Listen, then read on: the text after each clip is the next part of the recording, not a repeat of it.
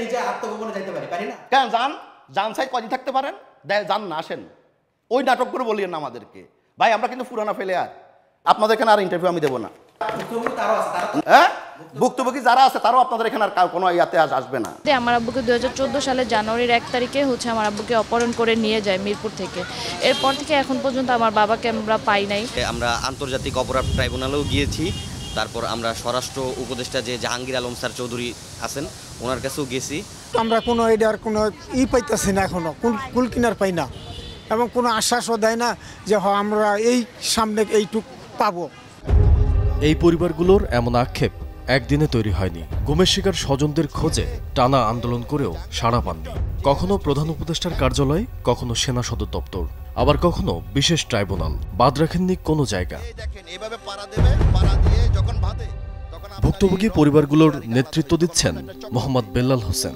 বাংলাদেশ গুম পরিবার নামে সংগঠন তৈরি করে হয়েছেন এর প্রধান সমন্বয়ক।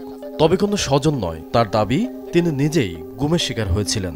10/10/2016 ইংরেজি তারিখ 12টা 25 কল্যাণপুর এসবি কাউন্টার সামনে রাস্তার উপরে, পাকা রাস্তার উপরে থেকে আমাকে 10-15 জন লোক একটা হাইস গাড়ি করে এসে আমারে আপনার দিনের বেলায় উঠে নিয়ে চলে যায়। বেল্লাল হোসেনের দাবি, টানা 32 দিন তাকে র্যাবের একটি গোপন বন্দিশালায় আটকে রেখে অমানবিক নির্যাতন চালানো হয়েছিল। 10 কোটি টাকা মুক্তিপণ দিয়ে মুক্তি পেলেও সেই সময়কার ভয়াবহ স্মৃতি আজও তাকে তাড়া করে। যখন রাত জিচি ফোকা ডাক দিত মনে হয় যে তখন রাত, যখন তারা চলে যায় আমরা জানি তাকে এখন মেরে ফেলবে, তখন সে আসলে যখন বলে যায় যে খোদাহাফেজ ভাই আমরা চলে গেলাম তোমাদেরকে বিচারেন, এই যে কষ্টের জায়গাগুলো আসলে খুব খারাপ লাগে। আসলে ওই স্মৃতিগুলো মনে পড়ে।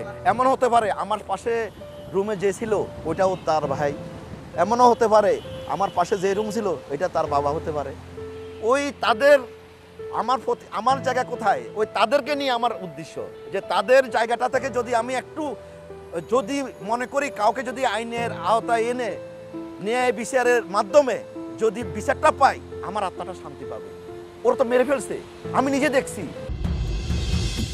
তথ্যপত্র বিশ্লেষণে দেখা গেছে বিগত 15 বছরে ভিন্ন মত, রাজনৈতিক দর্শন কিংবা ধর্মীয় উগ্রবাদের ট্যাগ দিয়ে গুমকাণ্ডের নির্মমতা ছিল সবচেয়ে নিষ্ঠুর। যদিও বেল্লাল হোসেনের গুম হওয়ার কারণটা একটু ভিন্ন। আমি লেক্সাস গ্রুপের চেয়ারম্যান, আমার একটা ব্যবসায়িক পার্টনারের সাথে একটু বিভাজন ছিল, এবং সে এবং তার সাথে কিছু লোক, এই যে আমি জিলাসের কাজী সিরাজ সাহেব, এই যে মেজর সাজ্জাদ আহমেদ, ডাক্তার শহীদুল বাড়ি, এরা সব মিলে কোম্পানিতে একটা পার্টনার হিসাবে থাকতে চাইছিল এরা। তো এরা যে কোনো টাইমে না থাকার কারণে ওরা পরে কিছু জমি পারচেস করে এবং তাদের কাছে কিছু আউটস্ট্যান্ডিং পেন্ডিং রেখে আমরা দলিল করে দিই। পরে এটা কেন্দ্র করে ওরা টাকা পয়সা না দিয়ে সরজমিনের জমিগুলো দখল করে নিছে। আমরা দখল করি নেওয়া, আমরা দখল দিই নাই। তো আমার এই পার্টনার সহ এদের সাথে একটা প্ল্যাটফর্মে যাইয়ে এই আস্তে আস্তে এই বিরোধগুলো সৃষ্টি হয়ে যায়, যে মেন বিরোধগুলো তৈরি হয় এই জায়গা থেকে। আসলে 5 আগস্ট রাজনৈতিক পট পরিবর্তনের পর গুমের 3টি অভিযোগ দাখিল করেন বেল্লাল হোসেন, 2টি আন্তর্জাতিক অপরাধ ট্রাইব্যুনালে এবং একটি গুম কমিশনে। সবশেষ মিরপুর মডেল থানায় একটি মামলাও দায়ের করেন। বিস্ময়ের ব্যাপার হলো, বেল্লাল হোসেনের গুমের নেপথ্য কারণ ব্যবসায়িক দ্বন্দ্ব হলেও তার মামলার 1 নম্বর আসামি সাবেক প্রধানমন্ত্রী শেখ হাসিনা। কেন এমনটা করলেন উত্তর জানতে বেল্লাল হোসেনকে আমরা অফিসে আমন্ত্রণ জানাই। এগুলো সব তো আপনার পয়সার বিনিময় হয়েছে, সবগুলো রিপোর্ট তদন্ত হয়েছে পয়সার বিনিময়ে। শুরুটা ভালোই ছিল, কিন্তু গুমের নানা অসঙ্গতি নিয়ে প্রশ্ন করতেই তিনি উত্তেজিত হয়ে উঠলেন। এই অপহরণের মামলা কয়বার করছেন? আপনি একবার করছেন, আপনার স্ত্রী একবার? না, আমার স্ত্রী যেটা করছিল সেটা তো অপহরণের মামলা। আমার স্ত্রী যে মামলাটা করছিল সেই মামলাটা তখন তো মামলাটা অলরেডি আমরা বাসা বাড়ি থুয়ে আমরা তো পালিয়ে গেছি। তদন্ত রিপোর্ট এগুলো বোকা আছে, এগুলো আওয়ামী লীগ সরকারের বানানো তদন্ত রিপোর্ট। একটা জায়গায় বলছেন 1 মাস 10 দিন আপনি কোথায় অপহরণ ছিলেন, কোথায়? আজকে বলেন 1 মাস 2 দিন। আমার সব জায়গায় 1 মাস 2 দিন লেখা আছে।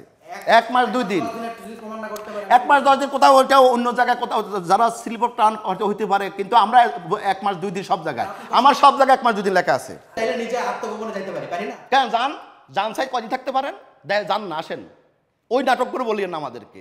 ভাই আমরা কিন্তু পুরানা প্লেয়ার, আপনিও কথা বলতেছেন আওয়ামী লীগের লেভেলের, আপনাদের এখানে আর ইন্টারভিউ আমি দেবো না। হ্যাঁ, ভুক্তভোগী যারা আছে তারাও আপনাদের এখানে আর কোনো ইয়াতে আসবে না। উত্তেজনার মাত্রা এমন পর্যায়ে পৌঁছায় যে তিনি নিজেকে ধরে রাখতে পারলেন না।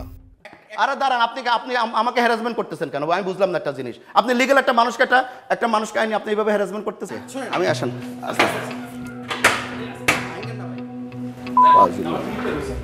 বেলাল হোসেনের এমন আচরণে আমরাও কিছুটা বিব্রত হই, কিন্তু তিনি কোনোভাবেই থামছিলেন না।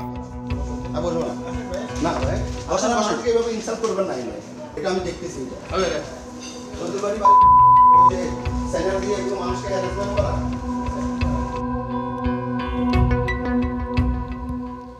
এমন আচরণ নিশ্চয়ই সন্দেহের সৃষ্টি করে।